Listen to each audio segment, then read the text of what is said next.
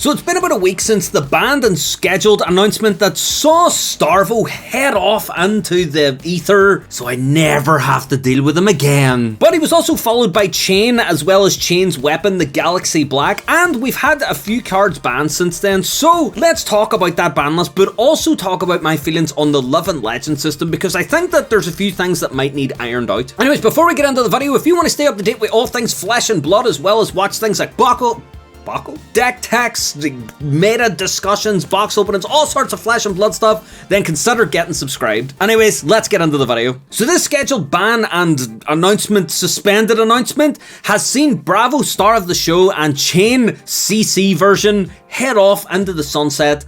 And now we have a brand new meta coming in with Uprising, and things are all over the place. It's going to be great fun. It's anyone's game if you're Oldham, possibly Prism. But with both of those heroes gone, we also saw the Seeds of Agony become unsuspended. Not that it's now an unusable card. Spoilers for my opinions later on. As well as Autumn's Touch coming back into play since Starvo can't use it to murder us whenever he wants. Commoner's seen its first bans. Ball Lightning has been banned because common sense prevailed, and also Belittle has been banned, so we can't do that Belittle Minnowism combo thing. I think it's pretty good for Commoner to start seeing some bans and be treated as a format, even though they also mentioned in the following paragraph saying that they don't actively test it, so it's up to you to self-police and we'll just swing the ban hammer whenever you want us to. Commoner, so good. But the biggest piece of news coming out of this is that Crown of Seeds has been banned in Blitz. I, for one, don't really play a lot of Guardian, so I have only ever been on the receiving end of the Crown of Seeds, which seems to always work perfectly for some reason. But the reason being is because they wanted to kind of make sure that Oldham didn't run away with, you know, the format and become like the new meta killer, but I mean, Prism still exists. But this brings me on to my main point of this video, which is discussing not just the changes that are going to happen to the meta with these bans and unbans and other things, but the Live and Legend system and my opinion on it thus far from a player perspective.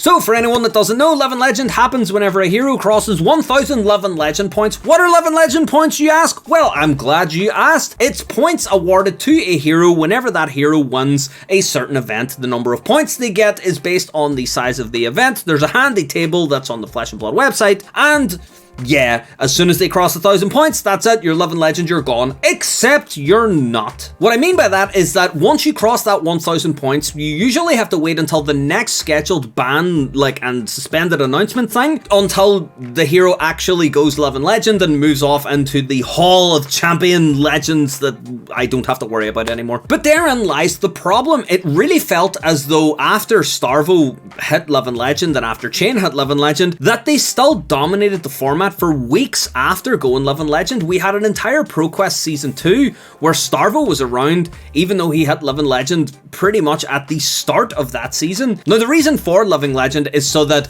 if a hero becomes too overpowered or if a hero becomes too dominant in the meta, eventually they'll reach that 1000 points and they will get sifted out and let the meta re-establish itself with new top heroes and new rubbish heroes and all that other good stuff. However, it feels as though once a hero crosses that Live and Legend point, it enters this weird kind of limbo where you see a lot of players say, oh, well, they're good enough because they've become Live and Legend, so now I'm gonna play Starvo in every tournament, and I was awash with Starvos. Then you also get this weird point where some people may not want to play the hero because they don't want to invest in the legendaries and stuff, only for the hero to just poof. So that's kind of my first issue with Live and Legend. The fact that whenever a hero goes Live and Legend, I think there should be a time limit of like a set amount of time instead of waiting for the next scheduled ban announcement. Because if a hero just like Starvo goes Live and Legend right after an announcement, then it means that we have the entire length of time between announcements to wait until Starvo actually gets rotated out and goes Live and Legend. This also happened with Chane, but it wasn't as bad. Chane, if we look at the leaderboards, we can see that Chane achieved 1102 legend points, whereas Bravo, star of the show, in under 3 months managed 1582 Live and Legend points. He nearly went Live and Legend twice. Absolute insanity. I don't think that should be the way it works. I think that it should be you had 1,000 and then you've got like a week or so or whatever events have been scheduled and go for it. And I know some people will say, oh no, but I practice so much with Starvo and I don't know what to do. You're good at the game. You're good. If you were gonna win with Starvo, you're good at the game. You can play someone else.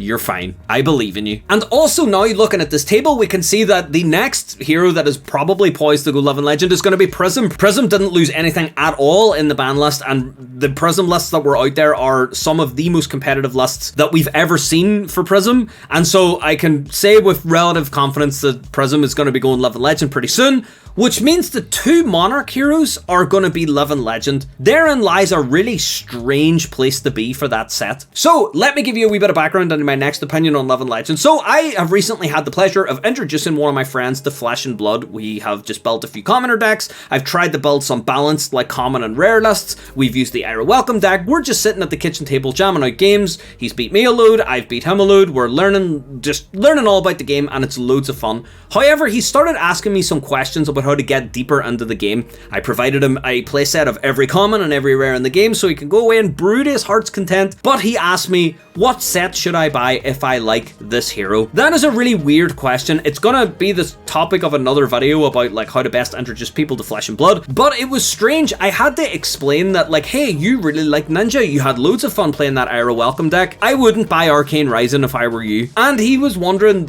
why. I mean, first of all, buy singles, but he wanted to crack some packs. He wanted to have the fun of opening Flesh and Blood boosters just like the rest of us, and so I said to him that he should look up the set, see what heroes are in the set, and go ahead and buy those packs if you want the chance at getting some cards from it, and it'll be all good fun, and that's how booster packs work. Now, he's not the biggest card game aficionado. I think this is the first card game he's ever played, and so he didn't really kind of grasp the idea that you can buy a set and get nothing in it that you would need, and that, I think, was a very kind of hard conversation to explain on my end. So then this led me on to thinking about what would a new player who opens a box of Flesh and Blood, what do they want to get out of that experience? One, they want the experience of open booster packs, but two, they want cool cards that they can use. And so Monarch, when Prism goes 11 Legend, is going to be in a really weird spot.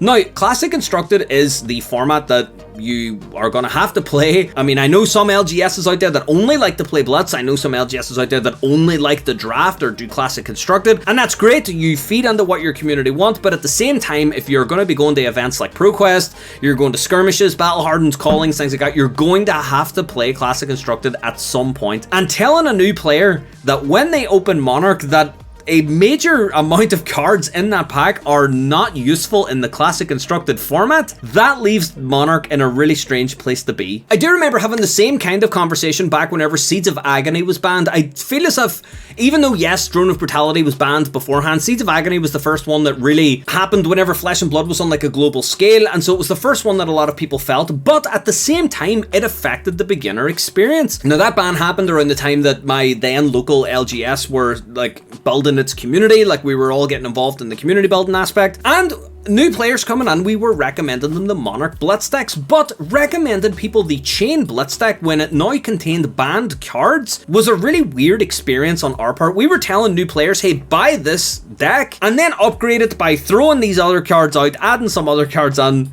You can't use those because they're banned. That was really weird. Now, that has happened to the entire Monarch set. I know, yes, that Monarch Unlimited is now out of print, but it's so easy to get. You can still get it. When I went into the LGS that I got some boxes off yesterday, they had tons of Monarch. It's not a hard set to get. Just because it's out of print does not mean it's available. It does not mean that new players are not going to be grabbing packs or boxes or whatever. Yeah, it's a bit strange now that half of that's out of print. Now, this is a bit of an assumption on my part, but after Uprising, we're going to have Dynasty, and after Dynasty, we'll probably have a supplemental set, and then after that, we're going to be moving into, I'd say, History Pack 2 time, whenever we get, it'll be Monarch, Everfest, and Tales of Aria as white border cards. So that means now that if Prism goes 11 Legend, that all of the Light Illusionist and all of the Shadow Runeblade cards will be essentially useless in Classic Constructed. That means that in order to get those cards to be useful again, Legend Story Studios essentially have two sets